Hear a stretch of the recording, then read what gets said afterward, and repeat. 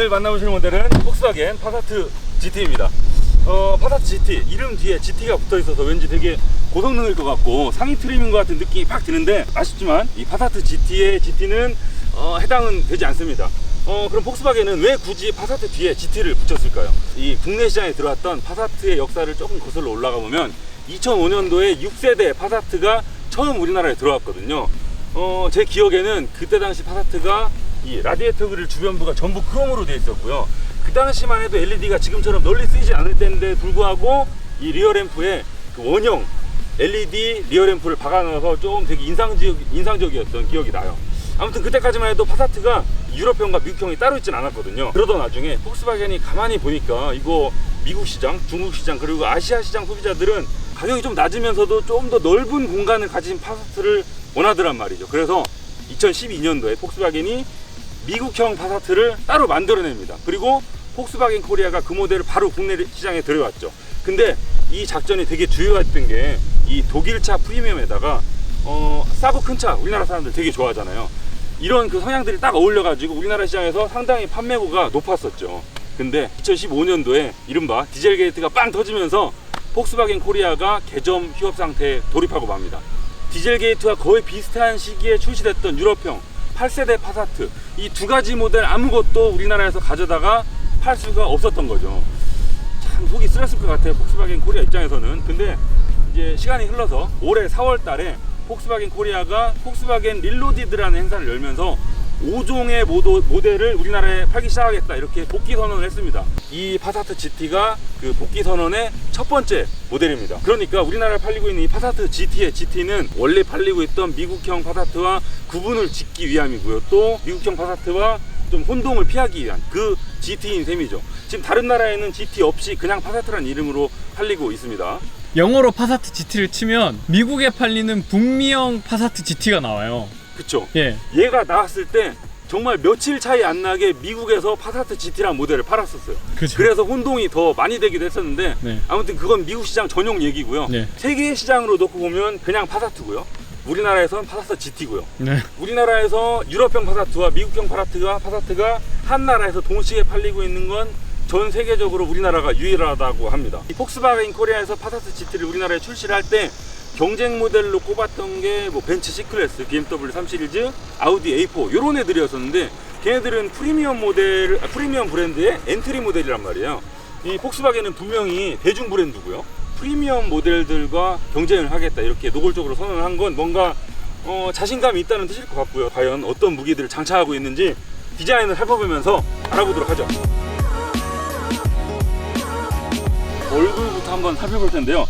이 파사트 GT가 2014년도에 나왔을 때 당시에 지금 우리가 보고 있는 폭스바겐 디자인을 처음 양산차에 적용한 모델이기도 했습니다. 그때 처음 적용됐던 디자인의 특징들이 뭐냐면, 지금 이 좌우를 가로지르는 긴 크롬 라인들, 그리고 이 헤드램프까지 연장된 선들, 요런 디자인이 이제 그 이 8세대 파사트를 통해서 처음 적용이 됐었는데, 그래서 그런지 이 전부 가로적인 요소들이 왕창 깔려 있잖아요. 그래서 그냥 하는 말이 아니고 실제로 한 걸음 떨어져서 이렇게 앞에서 보면 실제 넓이보다도 차가 훨씬 더 납작해 보입니다. 헤드램프도 보시면 이 크롬 라인들이 쭉 따라와서 이 주간주행 등과 쭉 연결돼서 이렇게 위로 딱 치고 올라가죠. 그리고 안쪽으로는 LED 가운데를 자리를 했는데, 이 상향등, 하향등, 그리고 코너링 램프, 방향 지시 등까지 전부 LED로 구성이 되어 있습니다.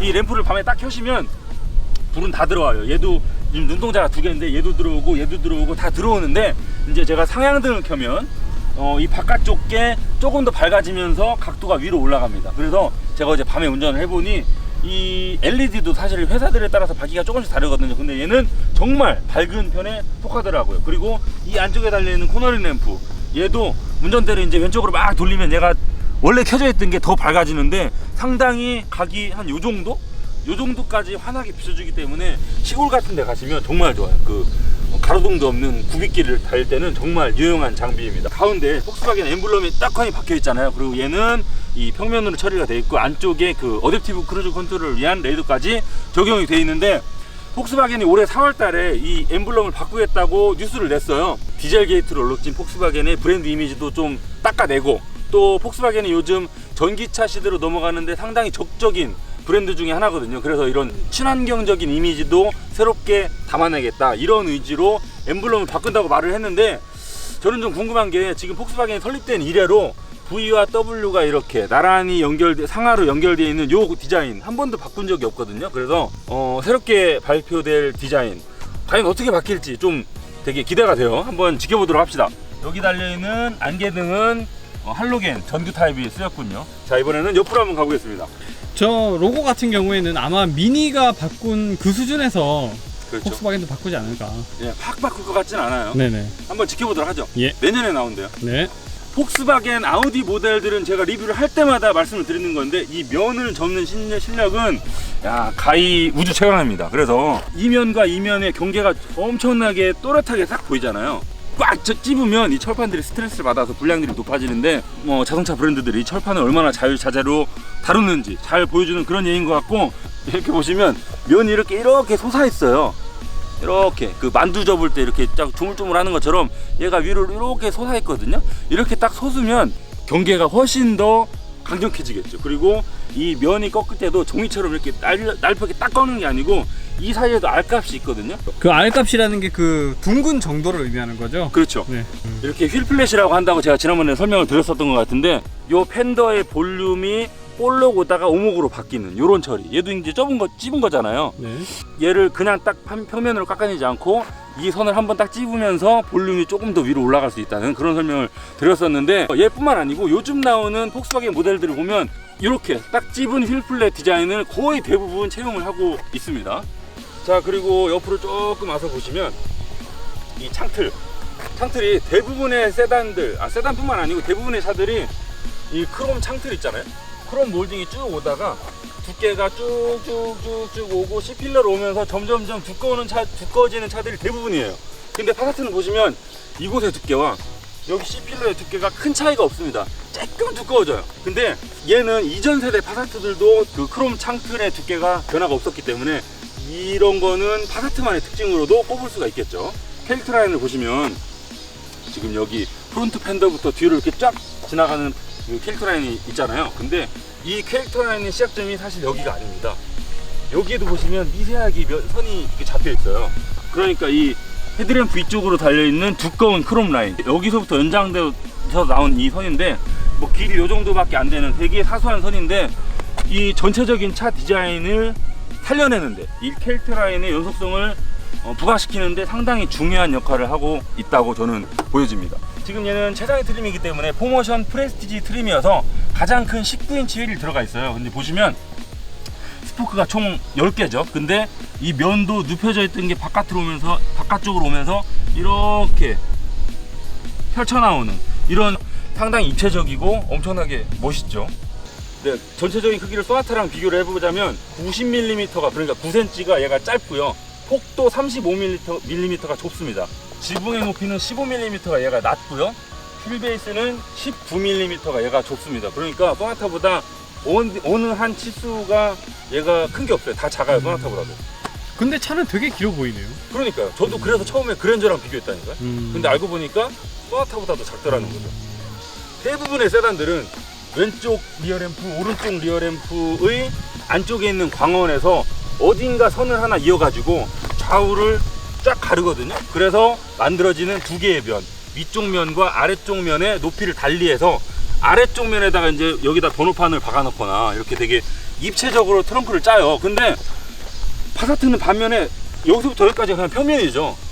상당히 독특한 디자인적 특징이라고 말씀을 드릴 수 있는데, 기존의 폭스바겐 라인업에서 기함 역할을 하고 있던 페이톤의 흔적이라고 말씀드릴 수가 있습니다. 한쪽에서는 페이톤한테 줄 사약을 만들고요, 또 한쪽에서는 이 폭스바겐한테 줄 베넷 쪼고리를 짜면서 생각을 한 거죠. 아, 페이톤이 죽고 나면 이제 이 파사트가 기함 역할을 할 텐데, 그러면 페이톤이 가지고 있던 그 뭐랄까 기함 필 이런 거를 파사트한테 하사를 해야 되겠다. 그래서 페이톤의 트렁크가 딱 이렇게 생겼었는데 그 느낌을 지금 파사트에다가 구현을 한 겁니다.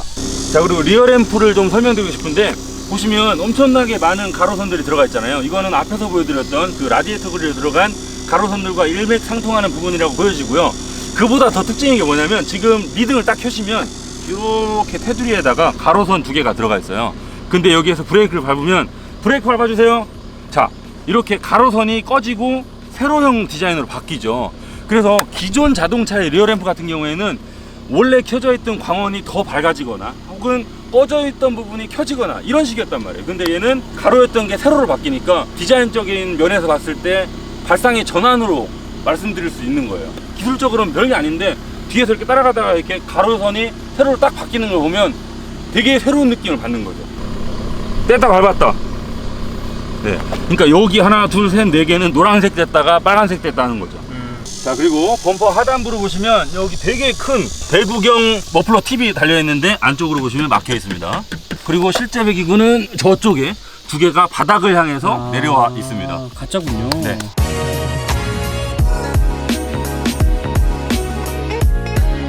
뭐 하세요? 제가 왜 이렇게 문을 여러 번 네. 열었다 닫았다 하냐면 네. 여기 창틀의 몰딩이 보세요. 네. 여기 한 겹, 여기 두 겹, 그 다음에 여기 세 겹이죠. 네. 네. 차체에도 여기 한 겹이 또 있습니다. 네. 바깥쪽 위에는 말랑말랑하고요. 네. 얘랑 지금 하나인데 바깥쪽은 말랑말랑하고 안쪽 거는 딱딱해요. 얘는 네. 여기에 물리는 거죠. 네. 그래서 바깥에서부터 뭐 공기도 그렇고 물도 그렇고 밖에서 안으로 들어올 수가 없습니다.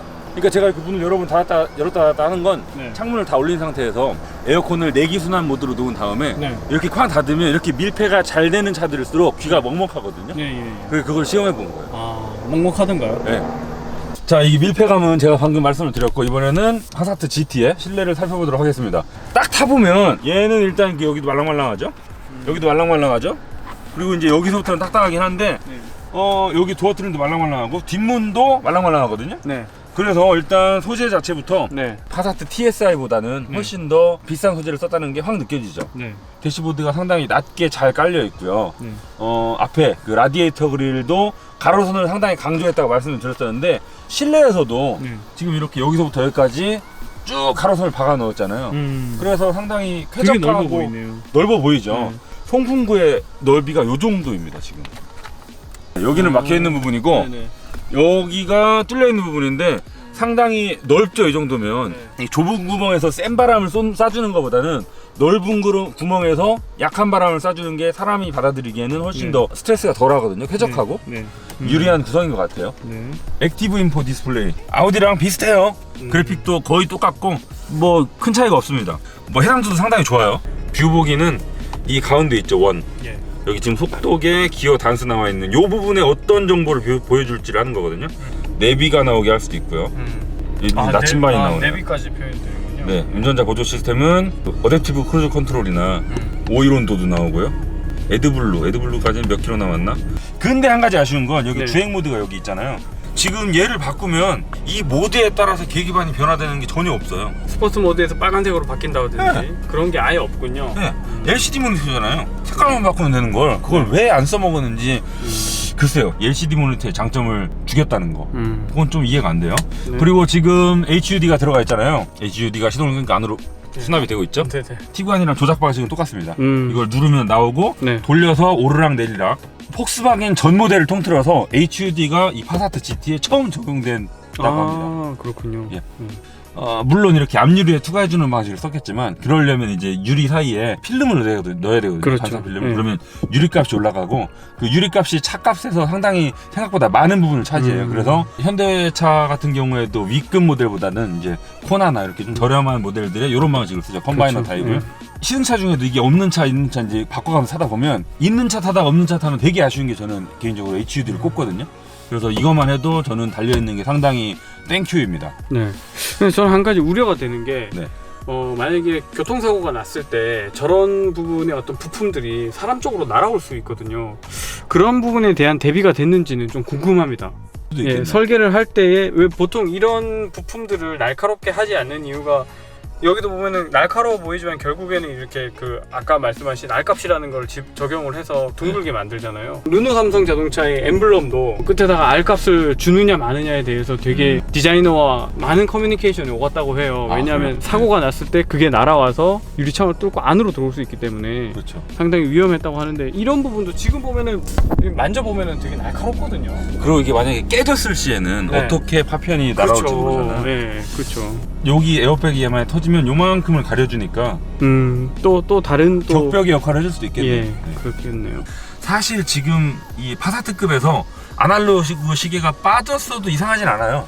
근데 지금 전 세대 파사트도 그렇고 얘도 그렇고 아날로그 시계를 고수를 하고 있죠. 요 안에다가 폭스바겐 로고 하나 딱 집어넣어줬으면 좀 더 고급스러워 보였을 텐데.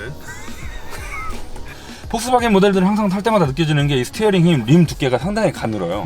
이제 손이 좀 작으신 여성분들은 오히려 이런 타입을 조금 더 좋아하실 수도 있을 것 같아요. 여기 우드 그레인 뭐 그냥 엄청 고급스럽진 않습니다만 네. 그리고 또 진짜 나무 느낌도 크진 않아요. 네, 요거는 이제 시트지 입혀서 연출을 한 것 같은데. 여기 틈 보이시죠? 아, 여기서 지금 보니까 이렇게 불빛이 보이네요. 네. 틈이 이렇게 벌어져 있는데 그 안쪽으로 이 앰비언트 라이트의 광원이 저 안에 보여요. 밤에 이렇게 운전하다 보면 이 틈으로 반짝하는 게 파란 불이 보여가지고 네. 그 의도하지 않은 조명이거든요. 네. 이거는 분명한 불량입니다. 불량. 그렇죠. 지금 이게 시승차의 네. 문제라고 해도 문제인 거고 네. 만약에 모든 파사트가 다 그렇다고 그러면 더 큰 문제인 더 거고. 큰 문제죠. 예. 조립 불량이길 바라는 수밖에 없어요. 네. 터치감은 상당히 좋습니다. 뭐 이 정도면 아주 좋은 편에 속해요. 내비게이션은 지니맵이 들어가 있죠. 지금 이걸 누르시면 지금 통풍 시트를 껐다 켰다 하실 수가 있어요. 네. 3단계로 조절을 하실 수가 있잖아요. 네. 그러면 히팅 시트는 여기서 못 키잖아요. 네. 이거를 누르셔가지고 이걸 불러내신 다음에 여기서 켜주셔야 됩니다. 히팅 시트는. 그러면 여기도 빨간색으로 바뀌죠. 그리고 통풍 시트와 히팅 시트를 동시에 켜실 수도 있어요. 그러면 불이, 이런 식으로 됩니다. 불이 양쪽으로 들어오네요. 네.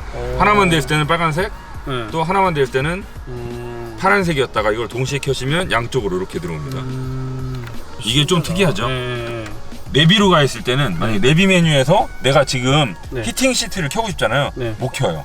내비로 가 있을 때는 이걸 누르셔도 여기 뭐가 나오지 않잖아요. 아, 그러네요. 그래서 통풍만 껐다 켰다 하실 수도 있고 히팅으로 넘어가시려면 여기 메뉴를 누르시거나 혹은 여기 메뉴에서 공조장치 메뉴로 가시거나. 근데 다른 메뉴에서는 이게 뜨나 그러면? 잠깐만. 뜨죠. 아, 뜨네요. 내비에서는 그게 안 떠요. 네네. 예. 그리고 공조장치는 특별히 뭐 말씀드릴 게 없어요. 옛날부터 폭스바겐 모델들이 쓰던 그 인터페이스를 그대로 지금도 쓰고 있는데 뭐 편합니다. 따로 뭐 복잡하지도 않고요. 네네. 티구안은 통풍 시트가 없었어요.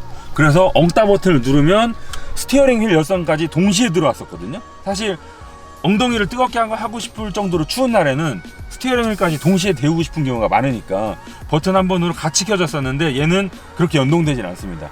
스티어링 휠 열선도 메뉴로 들어가셔야 여기에 버튼이 따로 마련이 되어 있습니다.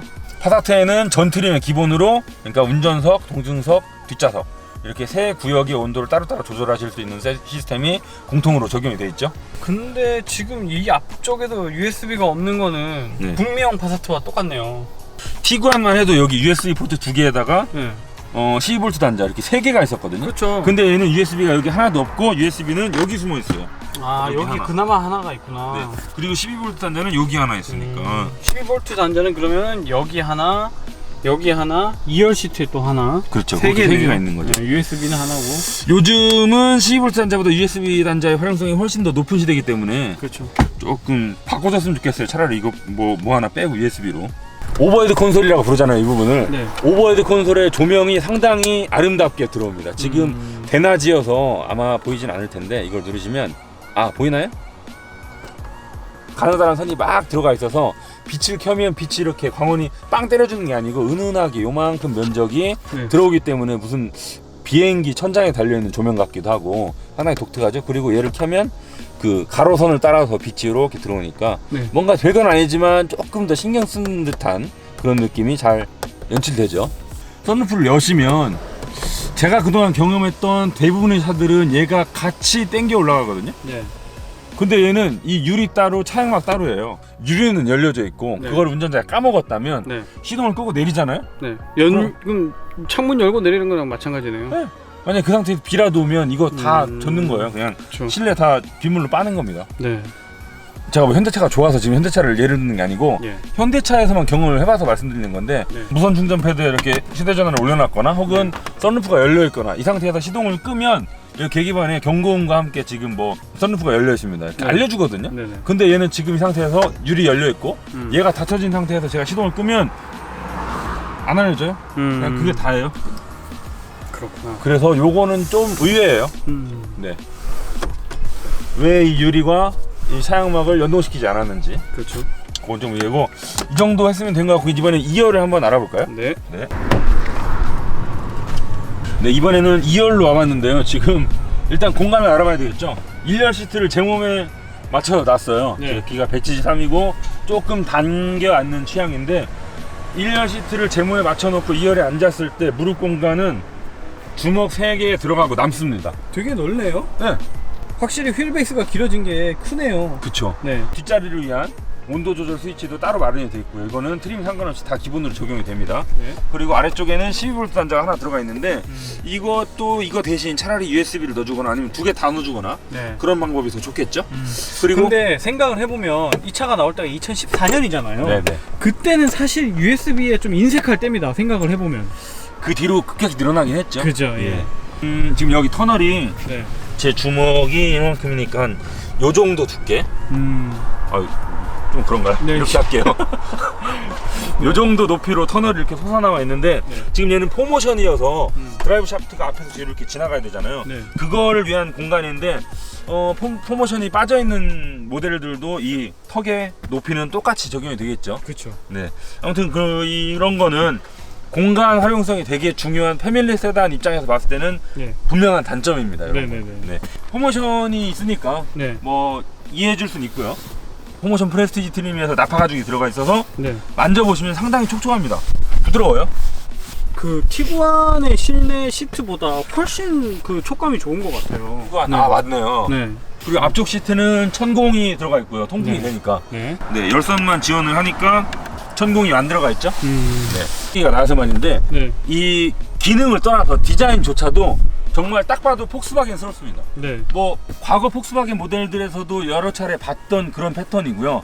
머리 공간은 주먹 하나가 이렇게 눕혀놓은 주먹이 딱 들어가는 수준이네요. 아무래도 키가 한 185 정도 되면은 그쵸. 머리 공간에 대해서는 조금 불만을 가질 수 있는. 그냥 일반적인 중형 세단의 머리 공간 정도를 네. 딱 보여주는 것 같고요. 타고 내릴 때 편했던 게 뭐냐면 이 루프 라인이 상당히 이 뒤쪽으로 뻗어 있기 때문에 머리를 집어넣고 뺄 때 상당히 괜찮았던 것 같아요. 그쵸. 요 공간 때문에. 요즘 많은 차들이 이 패스트백 디자인이 좀 유행이잖아요. 네. 물론 밖에서 보면 멋있어요. 좋긴 한데 그게 실제로 실내 공간을 뽑아내는 데는 결코 유리한 디자인은 아니거든요. 그렇죠. 그래서 지금 얘는 밖에서 보시면 전형적인 3박스 세단 비율을 하고 있기 때문에 네. 이 머리 공간이나 실내 공간을 만들어내는 데는 좀 더 유리하겠죠. 네. 예. 봐보시면 예전에 우리가 티구안에서 봤던 똑같은 디자인이에요. 이렇게 세로 형태로 되어 있는. 네. 그리고 이렇게 눌러보시면 다른 차들은 여기가 이제 좀 쿠션이 물론 있긴 하지만 요 정도까지 물렁물렁한 암레스트는 아니거든요. 근데 얘는 엄청나게 말랑말랑해서 이렇게 앉고 무게를 여기다 실으면 네. 상당히 편해요. 그리고 여기에는 스키스루가 있는데 상당히 좀 넓게 열리네요. 네. 등받이는 6대4로 접으실 수 있겠네요. 네, 여기를 이렇게 열면. 네. 그리고 뒤쪽에 스피커가 나와 있지도 않고요. 네. 뒤쪽에 스피커가 없구나. 네, 그냥 판때기에 가장 상위 트림이라고 해서 특별한 좀 더 비싼 오디오를 선택할 수 있는 것도 아니기 때문에 네. 오디오는 그냥 일반적인 구성이 들어가 있습니다. 저희가 타보면서 스피커를 느껴보니까 그냥 뭐 기대할 수준은 아닙니다. 그냥 보통이에요. 네, 그냥 보통이에요. 자, 이번에는 트렁크를 볼까요? 네. 예, 폭스바겐 로고가 있는데 얘가 트렁크를 열기 위한 손잡이거든요. 네. 얘를 이렇게 제끼시면 트렁크가 열려요. 손잡이 역할을 하실 수가 있는데 특이한 건 이 안쪽에 이 후방 카메라를 위한 렌즈가 숨어 있다는 거. 저 손잡이 안 해요. 네. 그러면은 저 손잡이 열 때마다 카메라를 만지게 되는 거 아닌가요? No. no. 일단 여시면 네. 그냥 트렁크를 열 때는 그냥 손잡이 역할밖에 안 하고요. 네. 그 안에 렌즈가 수납이 돼 있어요. 그래서 후진 기어를 넣으면은 제껴지고 수납돼 있던 렌즈가 또 튀어나옵니다. 그렇군요. 예. 그러니까 이런 방식을 쓰면 저희가 지난번에 네. 최근에 시승했던 벤츠 E클래스도 그랬지만 네. 이렇게 렌즈를 저 안쪽으로 수납시켜 놓으면 네. 특히 겨울철에 여름엔 큰 상관이었는데 네. 겨울철에는 이 오염물질들이 차에 달라붙어서 얼어붙잖아요. 네. 그럴 때 이제 그 렌즈를 다 그 오염물질을 다 덮어 싸가지고 네. 후진 넣었을 때 뒤가 아무것도 안 보이거든요. 네. 근데 이렇게 수납이 돼 있으면 걔가 오염되는 걸 막을 수 있고. 이 카메라를 여기다 삽입하지 않으면은 여기다가 뭐 따로 빼든지. 아, 그렇죠. 네. 실제로 그런 차들이 여러 있었잖아요. 네, 그렇죠. 예전에. 네. 디자이너들도 이런 걸 좋아할 거예요. 네.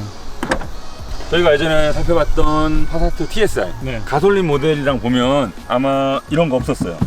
그쵸. 그쵸. 이 파이프가 네. 그대로 여기 왔다 갔다 하는 게 다 네, 보였었거든요. 그죠. 근데 얘는 이 부분을 수납되는 부분을 이렇게 완전히 다 감쌌네요. 감쌌고요. 여기도 감싸가지고 이제 그때는 이 파이프가 이 철판이랑 붙어 있는 게 그대로 노출이 돼 있었는데 네. 얘는 다 감춰놨잖아요. 이렇게. 그래서 이런 데서도 차급의 차이가 분명하게 느껴집니다. 그렇습니다. 네. 이쪽에 보시면 이 2열 등받이를 접으실 수 있는 레버가 달려 있죠. 네. 얘를 접으시면 제가 앞으로 뿅 하고 가고요. 얘를 그리고 바로 옆에 네. 뭔가 있죠. 얘를 당기시면 마치- 배에 달려 있는 네, 닷처럼. 네, 닷처럼 생겼는데 여기다 쇼핑백을 이렇게 간단하게 걸어 놓으실 수도 있는 고리가 아래로 뾰로롱 하고 나옵니다. 이 안쪽에는 덮개가 없어요. 그냥 철판이 노출이 돼 있죠. 아, 이거는 조금 의외네요. 근데 스피커가 없기 때문에 네. 필요가 없을 것 같아요. 여기 스피커 없는 차는 좀 네. 오랜만에 보는 것 정말 같은데. 정말 오랜만에 보는 것 같아요. 그리고 이쪽에는 저희 뭐 잡동사니를 좀 넣어놨는데. 저희들이 마시는 음료수 같은 거에다 짱 박아놨습니다. 네. 여기는 이제 그 한국에서 매립한 아마 내비게이션 관련된 메이드 인 네. 코리아라고 써 있잖아요. 지금 그리고 여기 보면 SD 카드가 현대 MN 소프트라고 돼 있는 거 보니까 네. 요거는 내비게이션에 관련된 장치 같아요. 그 12V 단자가 여기 이렇게 마련이 돼 있고요. 지금 아까 등받이를 접기 전에 네. 그냥 트렁크만 딱 열었을 때가 586리터고요. 지금 등받이를 다 펴면 네. 1152리터까지 확대가 됩니다. 거의 600리터면은 국산 2리터 중형 세단 중에서도 좀 넓은 편에 속하는데. 그쵸? 안쪽에는 스페어 타이어가 나타나는데 이거 스페어 타이어 풀 사이즈인데요? 네. 아 제품도 똑같은 거예요. 신트라토 P7 봐봐요. 235, 40, 되게 19 드물게 가장 높은 트림만 이게 들어가 있습니다. 아 지금 얘 예. 포모션 프레스티지? 예. 아 그렇구나. 거의 뭐 펑처 스위킷이나 템포러리 타이어가 들어가 있는데 그렇죠. 정말 그 자전거 바퀴 같은 거. 좀 이 연비를 생각하시는 분들은 빼고 다니는 분들도 나올 수 있겠어요. 근데 아쉬운 건 네. 저 2열 등받이를 접었을 때 제가 저쪽으로 가볼게요. 여기 이 부분에 턱이 좀 있어요. 그래서 뭔가 무거운 걸 이렇게 밀어 넣으시면 툭 걸릴 수도 있겠죠. 이렇게.